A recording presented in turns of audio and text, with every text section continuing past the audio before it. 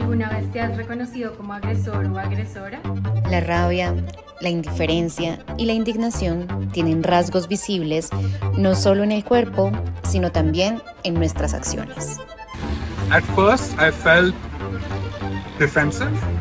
Reconocer mis privilegios y usarlos a mi favor. ¿Serán preguntas como con un poco de veneno? And in hindsight, again, I really regretted it. ¿Cómo reconocer cuando hemos estado en el rol de agresores? ¿Qué acciones tomar para reparar el daño causado? Durante nuestro intercambio, Simran, Vinayak, Alexa y yo vivimos una montaña rusa de emociones que nos ayudó a desarrollar diferentes habilidades. New. Everything new. Gestión emocional, intercambio intercultural y colectividad. Constancia, determinación y entendimiento mutuo. Resilience, patience, and tenacity. En medio del sube y baja, hemos reflexionado sobre los diferentes roles que hemos asumido en nuestra experiencia de intercambio. ¿Por qué es importante reflexionar sobre estos roles? ¿Para qué me sirve hacer conciencia sobre los momentos en los que fui aliada, agresora, víctima y observadora? A veces, el poder que nos otorgan nuestros privilegios puede hacernos olvidar el impacto que nuestras acciones o la falta de ellas tienen en los demás. Reconocer mis privilegios y usarlos a mi favor, como por ejemplo saber que si en algún momento me aburría de este proyecto, yo tenía ahorros para comprarme un tiquete y regresarme a mi país y no importarme si quería terminar este proyecto. Cuando las emociones como el estrés y la frustración no son gestionadas, pueden convertirse en pensamientos intrusivos que proyectamos a quienes nos rodean. Bueno, recuerdo un momento cuando tuve un desacuerdo con mi jefa y yo la verdad no sabía cómo expresarlo, pero tenía mucha rabia, me sentía muy estresada y como fastidiada. Lo que hice fue empezar a hacerle preguntas sobre su organización, un poquito como, ay, y tú le pagas a tus voluntarios y tú te aseguras de que todos tengan un salario, así como lo habías mencionado en los talleres. Entonces eran preguntas como con un poco de veneno, que en realidad es una rabia por otra causa diferente. Cuando reprimimos nuestras emociones por demasiado tiempo, estas pueden explotar de manera inesperada, dejando una huella en nosotras y en quienes nos rodean.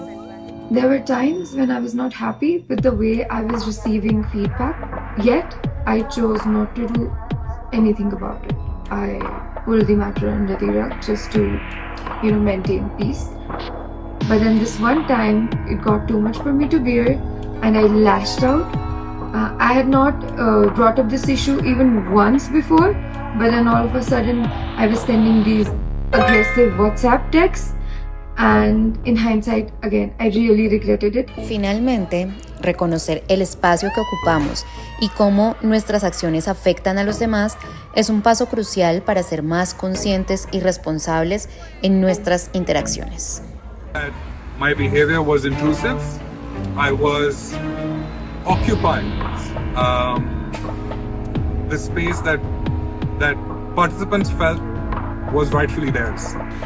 At first, I felt defensive, but upon deeper reflection, I felt that I should have maintained respectful boundaries in a way that allowed the participants to be themselves. Cuando nos damos cuenta de que hemos actuado como agresoras, nuestro primer instinto suele ser justificarnos, defender nuestras acciones o buscar razones para minimizar el daño. Enfrentar nuestra propia agresión es un acto valiente porque va más allá del miedo de reconocer que nos hemos equivocado. Como lo dijo Carl Jung, lo que niegas te somete, lo que aceptas te transforma. Ese miedo irracional a aceptar nuestras acciones está profundamente conectado con la culpa, una emoción que, si bien es difícil de manejar, nos señala que tenemos algo que aprender. En lugar de dejarnos paralizar por la culpa, podemos verla como una oportunidad para crecer. La autocompasión y la reflexión nos ayudan a entender que cometer errores no nos define como malas personas, sino como personas en proceso de aprendizaje y de mejora. Pero no basta solo con aceptar nuestra responsabilidad. El verdadero cambio ocurre cuando nos comprometemos a reparar el daño que hemos causado. Escuchar a la persona que ha sido víctima, ofrecer una disculpa sincera y cambiar nuestro comportamiento son pasos esenciales para la reparación. Al hacerlo, no solo ayudamos a sanar a la persona afectada, sino que también nos damos a nosotras mismas la oportunidad de redimirnos y de crecer. Dar el beneficio de la duda y siempre tener una mentalidad de aprendizaje y de enseñanza también. En última instancia, reconocer nuestra agresión y hacer los cambios necesarios es un acto significativo de construcción de paz, tanto con quienes nos rodean como con nosotras mismas. Resilience is never born from a space of comfort.